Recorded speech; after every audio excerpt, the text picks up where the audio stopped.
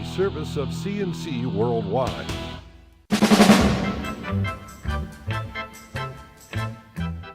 CNC Podcasts are a service of CNC Worldwide and brought to you by the Greece Chamber of Commerce, providing more than 800 member companies with business solutions since 1984.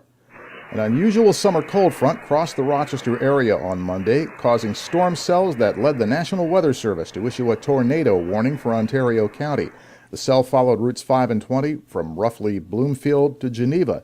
Meteorologists say it had rotation, but no funnel cloud reached the ground, so they're not calling it a tornado. Everything was over by late Monday afternoon, just a couple of damage reports. The National Weather Service says an EF1 tornado did touch down Sunday afternoon in the town of Reading in Schuyler County between Bath and Watkins Glen, as you can see in this YouTube video.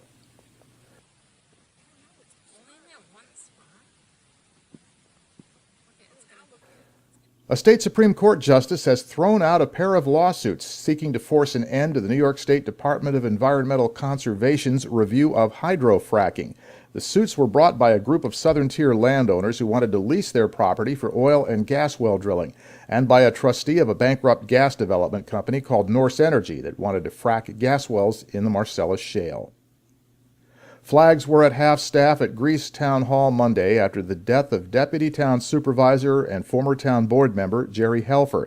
Helfer died at 48 after a brief illness. He had a long track record in public service going back to the Greece Youth Board. He served 2 terms as 3rd Ward councilman in Greece from 1998 to 2009.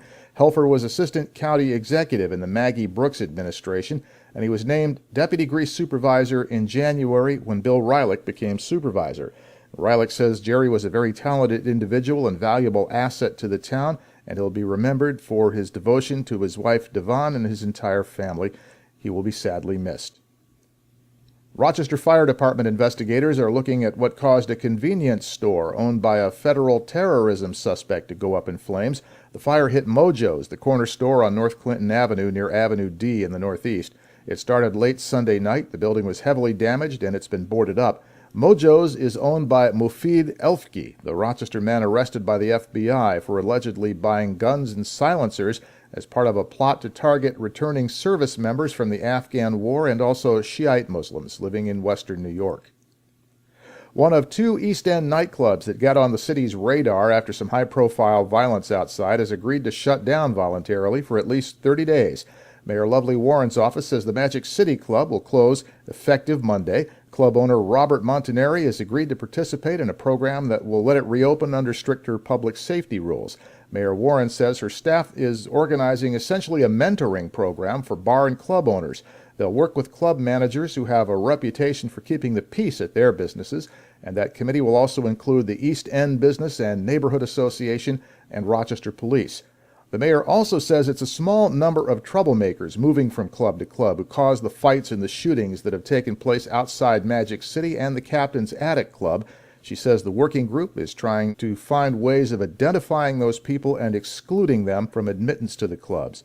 Shots were fired at a crowd outside Magic City earlier this month. Captain's Attic was the scene of a slashing incident, and that was it for City Hall, which said there have been too many police calls for service at those locations. The city is in court moving to force Captain's Attic to shut down. State Senator George Maziarz is not seeking re-election. He is leaving the Senate at the end of the year after serving since 1995. The Niagara County Republican represents a district that covers parts of Niagara, Orleans, and western Monroe County, and he's chairman of the Senate Energy Committee, which gives him considerable influence.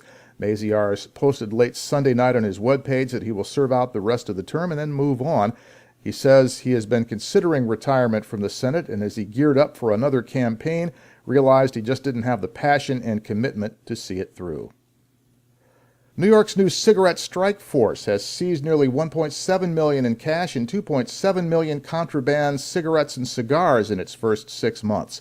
The task force was set up to crack down on smuggling untaxed smokes into New York. It's headed by a former DEA official. Governor Cuomo's office says it has made 36 raids, seizing more than 12,000 cartons of unlicensed cigarettes and nearly 25,000 counterfeit tax stamps. A 22-year-old Rochester man is recovering in Strong Memorial Hospital after being shot multiple times early Monday morning. Police say Malcolm Williams was shot near the corner of Glenwood Avenue and Maryland Street in the Edgerton neighborhood. He is expected to recover, and police are asking anyone who knows about the shooting to call 911. A Parenton man's under arrest on burglary and grand larceny charges after a homeowner caught him in the act. The Monroe County Sheriff's Office says 38-year-old Curtis Rothfuss was charged in the burglary of a home on Lancashire Drive. The homeowner confronted Rothfuss, who fled with property from the house, and was arrested a short time later. More than 500 bike riders are pedaling along the Erie Canal Trail from Buffalo to Albany this week, part of the annual statewide Cycling the Erie Canal event. The 400-mile, 8-day trip started Sunday with a ride from Buffalo to Medina. After spending the night, the riders came through Rochester for an evening stop in Pittsford, then on Tuesday to Seneca Falls. The nonprofit group Parks and Trails New York organizes this trip every year, and the state and the New York Canal Corporation are sponsors. It promotes cycling, promotes the canal, and upstate tourism as well. Parks and Trails New York used the bike ride this week as an occasion to release a study on the economic impact of the Erie Canalway Trail, which is now just over 75% complete. They say it's produced an annual traffic volume of more than 1.58 million bikers and hikers a year, generates $253 million of economic impact for businesses and local governments along the canal. It also supports 3,440 jobs in the communities along the way. Your next CNC podcast is whenever you click on one of these pages and catch one, and we post updates as necessary. I'm Bud Lowell, CNC News.